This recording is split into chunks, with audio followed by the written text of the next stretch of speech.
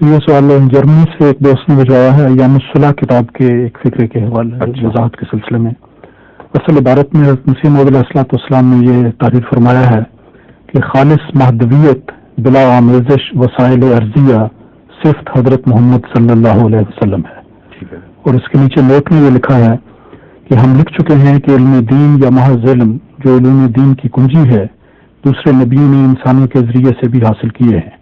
چنانچہ حضرت موسیٰ زیر تربیت فرعون مصر میں مکتب میں بیٹھے اور علوم مروجہ پڑھے، اور ایسا ہی حضرت عیسیٰ علیہ السلام نے تورات کو بتمام کمال ایک یہودی استاد سے پڑھا تھا.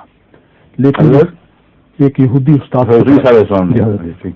لیکن یہ خالص مہدویت کہ کسی انسان سے ایک حرف بھی نہ پڑھا اور آخر خدا نے ہی اقرا کہا، یہ بجوز ہمارے نبی صلی اللہ علیہ وسلم کے کسی نبی کو نصیب نہ ہوئی.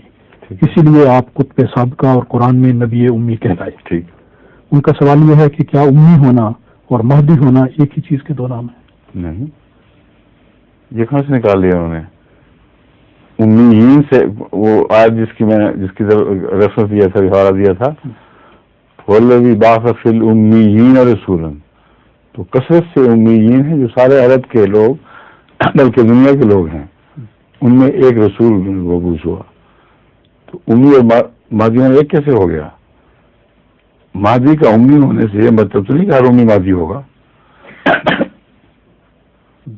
سمجھیں؟ آپ پڑھا نہیں کرتے تھے عموم خصوص مطلق ہے من وجن، کس میں آئے گا یہ؟ ہر مادی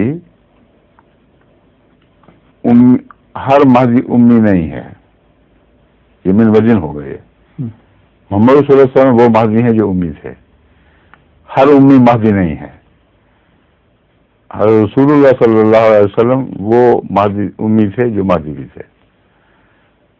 تو اس کو غالباً اس کو عموم خصوص من وجہ کہتے ہیں. ایک طرف سے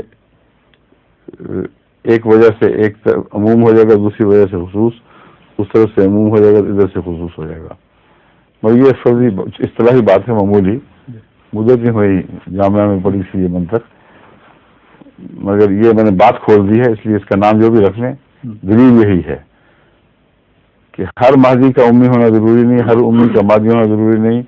ایک وہ شخص جو مہدی بھی تھا اور امی بھی تھا، وہ صرف حضرت رسول اللہ صلی اللہ علیہ وسلم ہے. سمجھ گئے؟ ظہور مہدی آخر زمان